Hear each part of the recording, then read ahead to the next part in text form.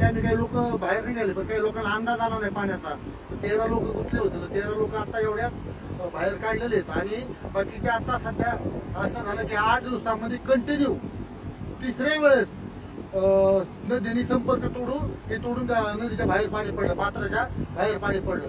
तर आता सध्या शिना नदीला इतकं पाणी चालू आहे की शिना नदीच्या पाण्यामुळं हिंगणीचं टोटल क्षेत्र, हिंगणी, सांगली, टाकशी, तिकडे रतळगण आणि पिंपळसुकी ह्या गावांचं टोटल ही क्षेत्र पाण्याखाली गेलेलं आहे. आणि जमिनी गेल्यात, म्हणजे आता अशा खडून जमिनी गेल्यात. तुम्ही ही पाहू शकता, तिथं आता हे चाललेलं पाणी, हे चाललेलं पाणी शेतामध्ये पाणी सध्या ही दाखवतात, ही शेतामध्ये पाणी.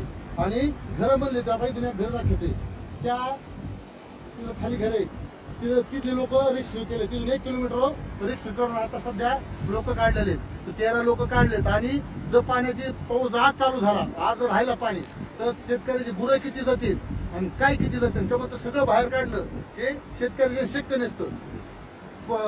शेड आहेत, लोकांचे गुरं येतं, परत कोंबडे आहेत, कांदा चाळी येतं, एवढं बाहेर काढून शेतकरी एका टायमाला आणू शकत नाही. म्हणजे शासनाने तर सांगितलं आपल्या बाहेर निघा, लोक बाहेर येतात पण गुरं ते बाहेर काढणं शक्य नाही. त्यामुळे गुरं किती गेलेत, काय किती गेले, तिथला काही आकडा सध्या शासनाकडे बी नाही आणि गावातल्या लोकांकडे कुणाकडे आकडा नाही. आता मग आम्ही गावचे सरपंच आहेत, तालुक्याचे आमदार आहेत बसून, तहसीलदार आहेत, सगळे बसून आहेत.